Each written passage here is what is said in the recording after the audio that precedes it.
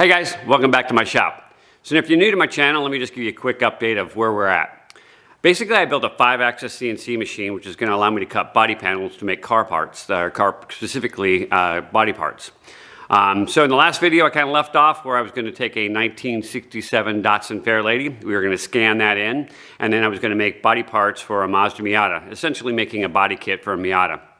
However, the plans kind of changed a little bit. I ended up meeting with a pretty well-known ECU company, and they actually would like to be able to control electric motors, specifically the Tesla motor. As they see the market changing, they want to be kind of ahead of that. So they've partnered up with me, and they're going to do all of the electronic work and make sure the Tesla motor can work and what we need to do there. And I'm going to make the body and the frame for that.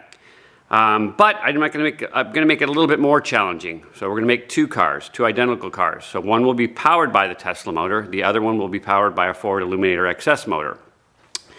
So if you're into that kind of stuff, stay tuned. I'm going to go through step by step of what you need to do, and I have nothing to hide here. I'll give you the body parts, the measurements, whatever you guys want. If you would like to recreate these in your own shop, knock yourself out. So hope you enjoy, and if you haven't already. All right, so step one, we have to design a body and frame for this setup. I'm going to use this K1 Attack as a baseline to kind of create the body that I'm going to go for. This body unfortunately really won't work for our build. It's going to be way too short in the back area here to accommodate the motor and transmission. The doors on this setup currently are not really functional. It's really hard to get in and out of this car. So one of the reasons why I didn't build the car. The threshold to get in and out of the car is basically almost impossible unless you're using it at a track and you have plenty of options to climb out of the car.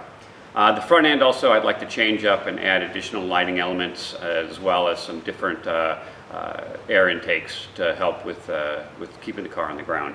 So with that said, I'm going to scan this car in, and then we'll edit it in Rhino, and I'll show you those in the upcoming videos. And then we'll use the 5-axis CNC machine from my other videos to actually make new body parts for the car we're ultimately going to use. So that's kind of step one. Alright, so the engine choice for car number one is actually going to be this Ford motor mated to a Lamborghini Gallardo 6-speed transmission.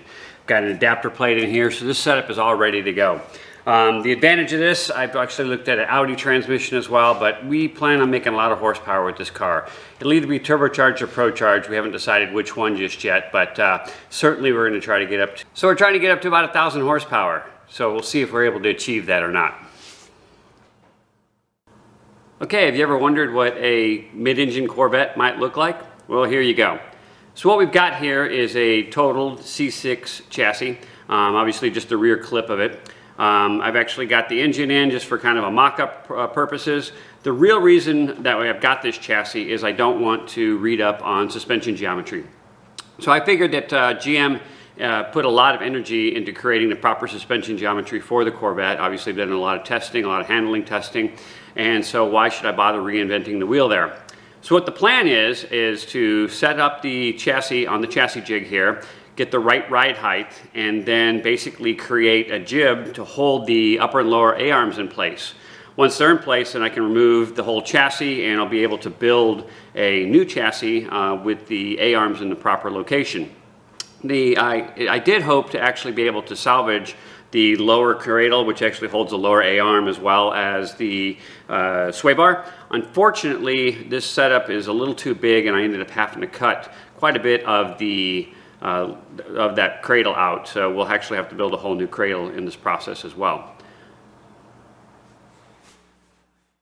All right, so step one in the scanning process involves making the surface ready to actually scan. So the scanner we have is a peel scanner, and it doesn't work at all on black surfaces, and it doesn't work on shining surfaces. So this gel coat, I'm just going to take some Scotch-Brite and actually scuff up the gel coat so that we're able to get a good scan off of it, and we'll see that here in just a second.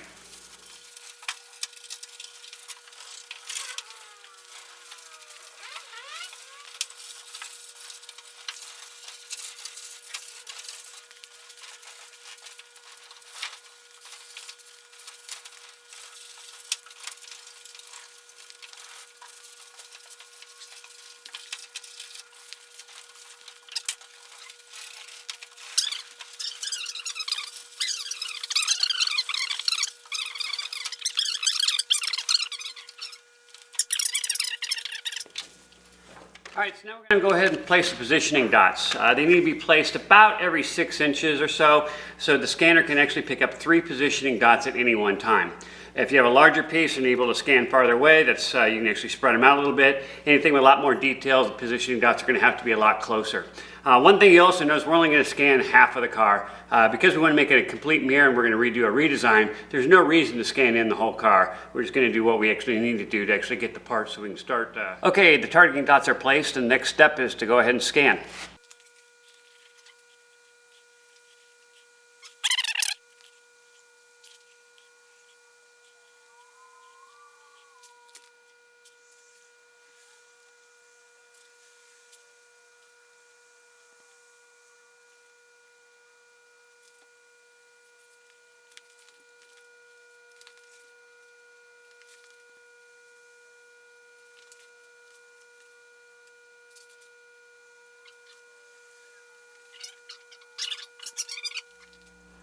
All right, guys, that's going to wrap it up for this video. Hopefully you enjoyed, and thanks for watching.